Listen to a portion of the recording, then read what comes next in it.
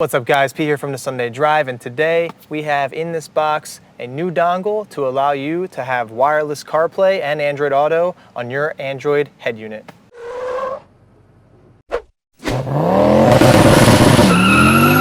Now, as you may know already, we've installed an ATOTO A6 Pro Android head unit in my 2004 Silverado, and then sometimes after that we installed this CarPlay dongle. So what you do is you plug it into the USB port, and then you plug in your iPhone cable or Android cable into that, and that allows you to have full functionality with Android Auto and Apple CarPlay, and it's absolutely awesome. I use it all the time. The head unit all around is great, but this is my default state. But as we all know, wires suck, and Apple wires are notorious for failing right here, so it became unreliable. Now that's no fault of ATOTO. This dongle's still great if you decide that you want to purchase it, but they have an even better solution, and that's what we're going to show you today.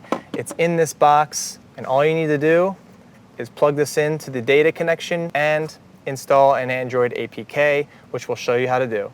So in this nice little clean box, which I actually like this packaging, it's very simple. You pull it out, and here is the dongle. Now there's nothing on here except for one plug. That's a USB micro. And in the box also comes an instruction manual, so you know how to download the APK, as well as this USB cable, which plugs into the dongle right here and has a USB pass-through, so you can charge your phone while it's wirelessly CarPlaying or Android Autoing. So here's the link that you're going to need to use to get the ZBox 2 software. That's actually what's integrating with the wireless dongle. It's a bit.ly link, which is a shortener. It'll actually take you to dropbox.com, and you'll need to use a desktop or laptop to do this, to download the APK. You can't preview it. I tried doing this directly from the head unit, and it just wasn't letting me download directly to the head unit. So I used my PC, and here you can see the ZBox 2 APK. At this point in time, it's 2.4.5. We'll probably link that for you guys so that you can use that yourself, because I don't know if it's ever going to go missing, and I know that this version of the software works pretty well. So copy or cut this file, in my case I'm going to be cutting it, and then go back to your thumb drive, which in my case is thumb_01, and paste that on there. So now we're good to bring this over to the head unit. The head unit comes with two USB cables. One of them is called Quick Charge, which allows 2 amp charging for your cell phone or any other USB devices, and the other one is called Easy Connection, which is the one we're using now. So plug in the USB with the APK,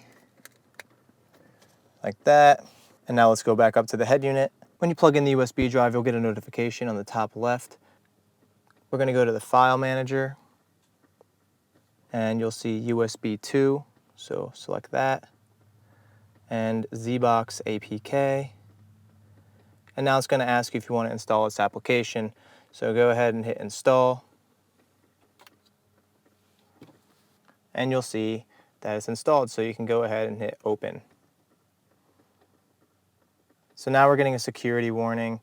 It wants to start sound recording.